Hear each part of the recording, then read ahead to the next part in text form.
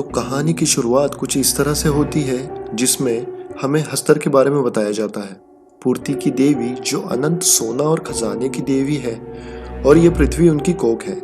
इसी कोख से देवी ने करोड़ों देवी देवताओं को जन्म दिया, लेकिन इन सब में देवी का सबसे बड़ा पुत्र जिसका नाम हस्तर था।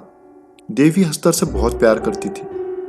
हस्तर देवी का सोना और सारा अनाज ले लेना चाहता था। उसने सोना तो ले लिया, पर जब अनाज पाने की कोशिश करी तो बाकी देवी देवताओं ने हस्तर पर अटैक कर दिया और उसे मारने की कोशिश करी। पर मारने से पहले देवी ने उसको एक शर्त पर बचा लिया। ये शर्त थी कि हस्तर को कोई भी नहीं पूजेगा, और देवी ने हस्तर को अपनी कोख में छुपा लिया। अब कुछ सालों बाद पुणे के पास एक छोटे से गांव में लोगों ने हस्तर को पूजना स्टार्ट कर दिया। उस गांव का नाम तुम्बाड़ था। अब मूवी का पहला चैप्टर स्टार्ट होता है जिसका टाइम 1918 था। इस सीन में हमें दो बच्चे जिनका नाम सदाशिव और विनायक है दिखाए जाते हैं। इनकी एक माँ भी होती है जो कि सरकार नाम के लैंडलॉर्ड के घर में काम करती थी। ये वही लैंडलॉर्ड का घर था जिन्होंने हस्तर का मंदिर बनवाया था और उसकी पूजा करना स्टार्ट कर दिया था। यहाँ हमें ये भी पता चलता है कि इन दोनों बच्चों की दादी भी उनके साथ रहती थी, जिसकी उम्र बहुत ज्यादा थी, और ये दादी एक तरह की चुड़ैल या पजेस लगती है। ये ऐसी क्यों लग रही है, इस सवाल का जवाब आपको आगे चल के पता चलेगा। इसी बीच सरकार नाम के उस लैंडलॉर्ड की मौत हो जाती है।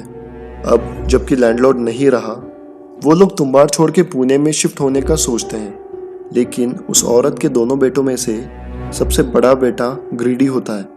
वो अपनी माँ को बोलता है कि अब जब सरकार नहीं रहा तो वो वाड़ा और वो खजाना हमारा हुआ, पर उसकी माँ कोई खजाना नहीं है ऐसा बोल के उसको डिनाई कर देती है। अब यहाँ एक इंसिडेंट होता है जिसमें दोनों बेटों में से सबसे छोटे बेटे के सर पर चोट लग जाती है। उसे वैद्य के पास ले जाने के लिए उसकी माँ उसको लेके एक बैलगाड़ी में निकल जाती है और अपने बड़े बेटे यानी कि विनायक को अपनी दादी को खाना देने के लिए बोलती है, और बोलती है कि अगर दादी अजीब बर्ताव करने लगे तो जोर से बोलना, सो जा दादी वरना हस्तर आ जाएगा। इससे दादी सो जाएगी। अब जब विनायक अपनी दादी को खाना देने जाता है तब दादी विनायक के लालच को समझकर खजाने का कह के उसे अपने पास बुलाती है। जैसे ही विनायक वहां जाता है तभी दादी उसे जोर से खींच लेती है और उसके पैरों में जंजीर बांधकर अपनी तरफ खींचने लगती है। इसी सीन में हमें दादी दिखाई जाती है जो कि किसी तरह के श्राप से शापित थी। उसका फेस बहुत ज्यादा क्रीपी लग रहा था और यहाँ वो विनायक को ही खाने की बात भी करने लगती है। अब तक विनायक वो लाइन भूल गया था जो उसकी माँ ने उसे दादी को सुलाने के लिए बताई थी। वो वहां से भागने की कोशिश करता है और बहुत याद करने पर फाइनली उसे वो लाइन याद आ जाती है। तब वो जोर से बोलता है कि सो जा दादी वरना हस्तर आ जाएगा, और ये लाइन सुनते ही वो दादी सो जाती है। उधर दूसरी तरफ विनायक का भाई सदाशिव वैद्य के पास पहुंचने से पहले ही रास्ते में ही अपनी जान गंवा देता है। अब उन दोनों बच्चों की माँ इस डेथ के बाद अब तुम्बाड़ में रहना नहीं चाहती और अपने बेटे विनायक को लेके तुम्बाड़ गांव छोड़ के पुणे चली जाती है, और यहाँ वो अपने बेटे से कसम भी लेती है कि वो कभी तुम्बाड़ वापस नहीं आएगा। अब मूवी का चैप्टर 2 स्टार्ट होता है जहाँ 15 साल के बाद की कहानी दिखाई जाती है, जहाँ विनायक बहुत बड़ा हो जाता है और वो तुम्बाड़ वापस आ जाता है। यहाँ हमें ये भी पता चलता है कि विनायक की माँ अब इस दुनिया में नहीं रही। अब विनायक अपने पुराने घर में अपनी दादी को ढूंढने जाता है। वहाँ उस खंडर घर में बहुत ढूंढने के बाद उसे दादी का इंसानी दिल दिखता है जो अभी भी धड़क रहा होता है। उसी दादी के पेट से एक बड़ा विशाल वृक्ष बाहर निकल रहा होता है, और आगे ढूंढने पर विनायक को उसकी दादी का फेस भी मिल जाता है और वो दादी से खजाने के बारे में पूछता है। पहले तो दादी मना करती है, पर बाद में दादी उसको खजाने का राज बता देती है और बदले में अपनी बॉडी जला के उसको मुक्त करने की मांग करती है। यहाँ हमें हस्तर की श्राप के बारे में पता चलता है कि ये श्राप जिसको भी लग जाता है वो मर नहीं सकता जब तक कि उसकी बॉडी को पूरी तरह से जला न दिया जाए। खजाने का राज पता चलने के बाद विनायक अपनी दादी को जला देता है और उसे मुक्त कर देता है। अब वो उस वाड़े में फिर से वापस जाता है और वहाँ खजाने को ढूंढना स्टार्ट कर देता है। कई दिनों की मेहनत के बाद उसे वो खजाना मिल जाता है। अब वो पुणे वापस आता है और अपनी बीवी से मिलता है जो पहले तो उसका हुलिया देख के उसे पहचानने से मना कर देती है, लेकिन बाद में पहचान लेती है। अब अपना हुलिया ठीक करके विनायक अपने मुनीम के पास जाता है और अपना पुराना कर्ज उतार देता है, और तब वो अपने पास रखे सोने की एक मुद्रा मुनीम को दिखाता है और बाकी के पैसे उसे लेता है और मुनीम से बोलता है कि ऐसी और भी मुद्राएं हैं जो उसको बेचनी है। पहले तो मुनीम इस बात पे शक करता है, लेकिन बाद में वो मान जाता है। अब आगे हमें दिखाया जाता है जहाँ विनायक हमेशा उस वाड़े में जाता है और बहुत सारी सोने की मुद्राएं लाने लगता है और धीरे धीरे काफी अमीर होने लगता है। ये सब मुनीम देखता रहता है और उसका शक बढ़ता जाता है। उस मुनीम का एक अंग्रेज ऑफिसर दोस्त था। वो ऑफिसर एक जमीन बेचना चाहता था, जिसे वो मुनीम को खरीदने को कहता है और ये भी बोलता है कि उसका 1 महीने में तबादला होने वाला है, तो जल्दी से वो जमीन खरीद ले। तब वो विनायक को उस सोने के धंधे में पार्टनर बनाने की बात करता है, लेकिन विनायक मना कर देता है। अब पैसे की लालच में मुनीम उस तुम्बाड़ के खजाने को पाना चाहता था और वो एक विधवा औरत खरीद कर लाता है जो विनायक को बेच देता है। अब विनायक विधवा औरत के साथ रंगरलियां मना रहा होता है। वहीं दूसरी तरफ मुनीम तुम्बाड़ पहुंच गए खजानों को ढूंढने की कोशिश करता है। तब विनायक को पता चलता है कि ये मुनीम की चाल थी और उसने जानबूझकर उस विधवा औरत को विनायक को सिड्यूस करने के लिए बोला था, जिससे वो तुम्बाड़ जाके सोना ढूंढ सके। ये पता चलने पर विनायक तभी के तभी जानबूझकर तुम्बाड़ चला जाता है और मुनीम को देख लेता है, पर वो इस तरह से बिहेव करता है जैसे उसने मुनीम को देखा ही ना हो। वहीं दूसरी तरफ मुनीम विनायक को देख रहा होता है। ये जानने के बाद भी विनायक जानबूझ के एक दरवाजे से किसी गुफा काइंड में एंटर करता है और सोना निकाल के लाता है। वहीं दूर बैठा मुनीम ये सब देख रहा होता है। अब विनायक के बाहर निकलने के बाद मुनीम भी उसी गुफा काइंड में एंटर करता है।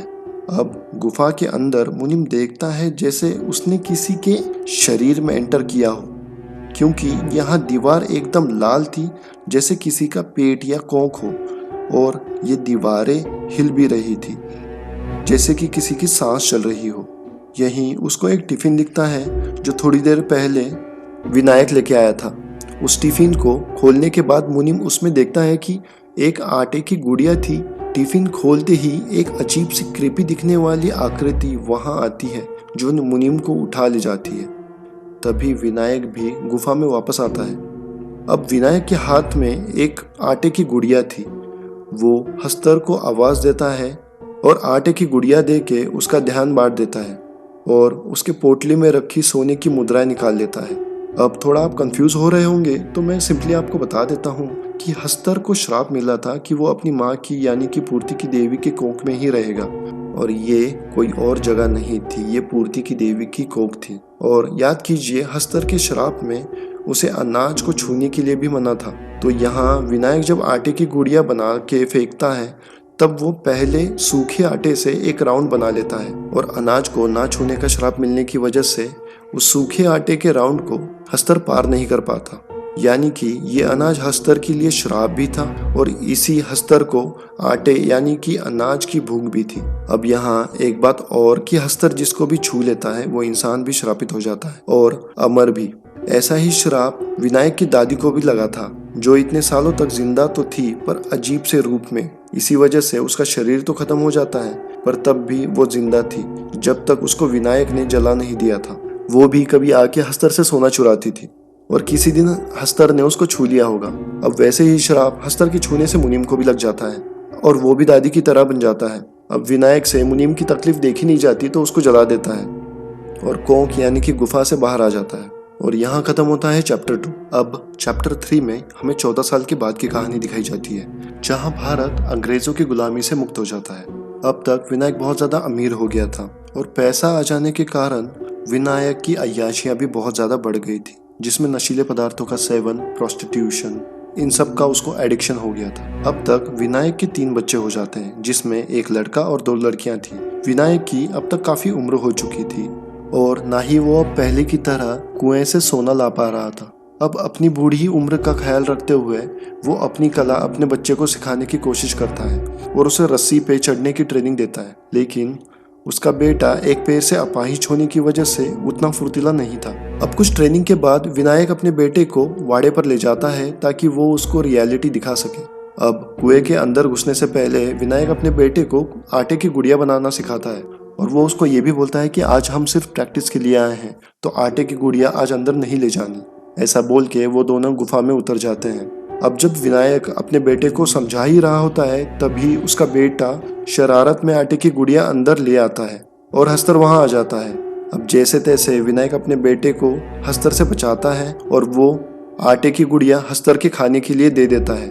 तभी विनायक का बेटा हस्तर की पोटली खोलकर वहां से सोने के कुछ सिक्के निकाल लेता है। अब जैसे तैसे जान बचाकर बाप और बेटा दोनों बाहर आते हैं। तभी आटे की गुड़िया अंदर ले जाने को मना करने पर भी उसका बेटा ले जाता है। इसी बात पर विनायक अपने बेटे को बहुत मारता है। अब विनायक के साथ ही उसके लड़की की भी अय्याशियां बढ़ जाती है। अब वो भी नशे करने लगता है और प्रोस्टिट्यूशन के साथ रंगरलियां मनाने लगता है।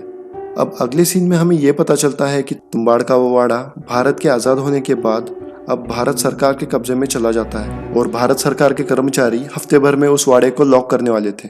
अब इस बात को सुन के विनायक बहुत ज़्यादा चिंतित हो जाता है। आगे वो अपने बेटे को ये सब बताता है। तभी उसका बेटा उसको एक आइडिया देता है जिससे वो कम टाइम में बहुत सारा खजाना निकाल सके। तो आइडिया कुछ इस तरह से होता है कि क्यों ना हस्तर की पोटली ही चुरा ली जाए, जिससे वो सोना निकालता है। और पोटली चुराने के लिए बहुत ज़्यादा वक्त चाहिए होगा, इसलिए वो आटे की एक नहीं बल्कि बहुत सारी गुड़िया ले जाएंगे, जिसके खाने में हस्तर बिजी रहेगा और वो पोटली चुरा लेंगे। अब लालच में डूबे बाप यानी विनायक को भी अपने बेटे का ये आइडिया अच्छा लगता है। अब दोनों अगले सीन में वाड़े में पहुंच जाते हैं। ये दोनों बाप बेटे इस बार एक नहीं बल्कि बहुत सारी आटे की गुड़िया साथ ले जाते हैं। अंदर जाने के बाद अब यहाँ कहानी में ट्विस्ट आ जाता है। जब वो एक गुड़िया बाहर निकालते हैं तब एक हस्तर बाहर आ जाता है, लेकिन जब वो बाकी की गुड़िया बाहर निकालते हैं तब बहुत सारे हस्तर वहां आ जाते हैं। मतलब एक गुड़िया के लिए एक हस्तर वहां आ जाता है। अब तक बाप और बेटे दोनों समझ जाते हैं कि उनका प्लान पूरी तरह से उल्टा पड़ जाता है। अब यहाँ से निकलना इम्पॉसिबल है। ये जानने के बाद विनायक अपने बेटे को बचाने के लिए सारी आटे की डॉल्स अपने शरीर पे बांध लेता है और रस्सी से ऊपर चढ़ने लगता है। अब सारे हस्तर विनायक का पीछा करने लगते हैं और उसी समय विनायक के बेटे को बाहर निकलने का टाइम मिल जाता है।